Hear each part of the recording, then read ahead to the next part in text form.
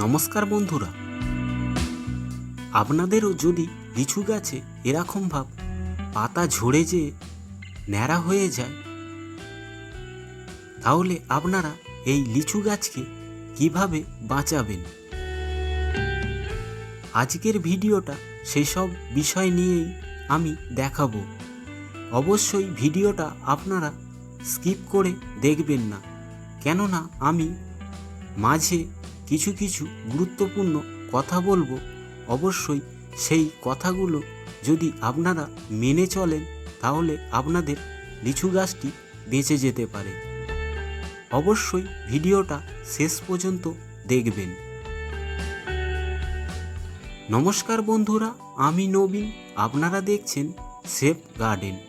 ভিডিওটা ভালো লাগলে অবশ্যই একটি লাইক করে দিয়ে যাবেন। চ্যানেলটিকে সাবস্ক্রাইব করে রাখতে ভুলবেন না। পাশে থাকা বেল আইকনটি প্রেস করে দেবেন পরবর্তী ভিডিওর নোটিফিকেশান পাওয়ার জন্য। আরও যদি আপনাদের কিছু জানার থাকে, অবশ্যই কমেন্টে লিখে জানাতে ভুলবেন না। আপনাদেরও যদি এই লিচু গাছে পাতা এরকম ভাব ঝরে যেয়ে থাকে, তাহলে আপনারা ঠিক ভিডিওটাই দেখছেন।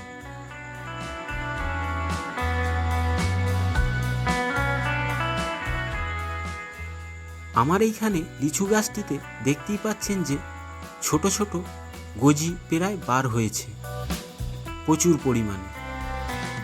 আমার এই লিচু গাছটি প্রায় মরার অবস্থা হয়ে গেল, কিন্তু আমি বাঁচিয়ে নিয়েছি।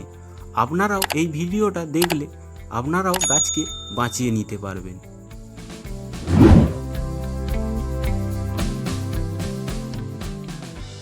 এই জিনিসটি ব্যবহার করতে গেলে অবশ্যই আমাদেরকে মাথায় একটি জিনিস খেয়াল রাখতে হবে, যেমন হলো অনেক গাছ আছে যে সিজন শেষ হলে পাতাগুলি সব ঝরিয়ে ফেলে দেয়। আমরা হয়তো ভাবলাম যে এই গাছটি হয়তো মারা গিয়েছে, কিন্তু তারপরে দেখা যাবে যে আমি এই উপকরণটা ব্যবহার করলাম, গাছটি উল্টে মারা গেল। সেটা করলে কিন্তু আমাদের চলবে না। এগুলোকে আমাদের খুব মাথায় খেয়াল রাখতে হবে।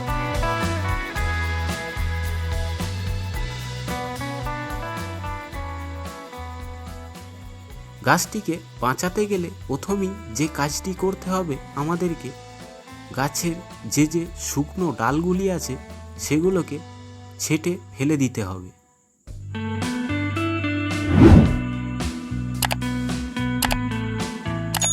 কেননা এই শুকনো ডালগুলি থেকে আরও হয়তো গাছে রোগ চাড়াতে পারে। এগুলোকে খুব খেয়াল রাখবেন। আমি দেখতেই পাচ্ছেন যে এখানে ডালগুলি ছেঁটে রেখে দিয়েছি আগে থেকেই। অবশ্যই এটা আপনারা করে নেবেন।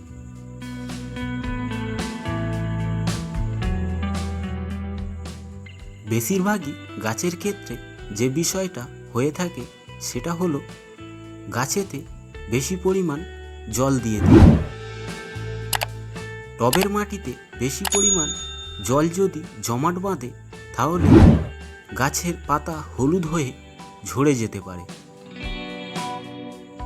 আর একটা বিষয় হতে পারে, যেমন আমরা দুপুরবেলা হয়তো গাছটিকে দেখে ভাবলাম যে গাছের পাতাগুলি কেন ঝিমিয়ে গেছে, টবের মাটিতে জল নেই বলে গাছের পাতাগুলি ঝিমিয়ে গেছে। আমরা হয়তো সেই সময় গাছেতে জল দিয়ে দিলাম। সেটা হয় আমাদের সবথেকে বড় ভুল। এটা করলে চলবে না।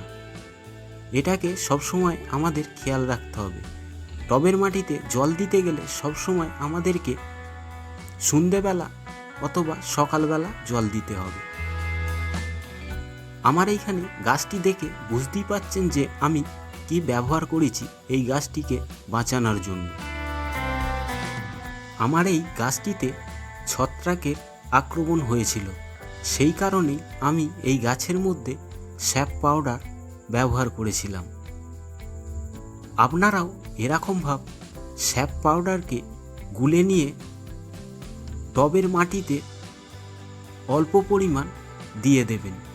আমি এটা আগে ব্যবহার করেছিলাম, আমি আপনাদেরকে দেখানোর জন্য আমি তাও কিছুটা ব্যবহার করছি। আপনারা অবশ্যই যখন প্রথমবার ব্যবহার করবেন তখন 2 কাপ জলে পাতলা মতো গুলে গাছের গোড়ায় দিয়ে দেবেন। দিয়ে দেওয়ার পর গাছটিকে ছায়াযুক্ত জায়গায় রেখে দেবেন। ভিডিওটা ভালো লাগলে অবশ্যই একটি লাইক করে দিয়ে যাবেন, চ্যানেলটিকে সাবস্ক্রাইব করে রাখতে ভুলবেন না, পাশে থাকা বেল আইকনটি প্রেস করে দেবেন পরবর্তী ভিডিওর নোটিফিকেশান পাওয়ার জন্য।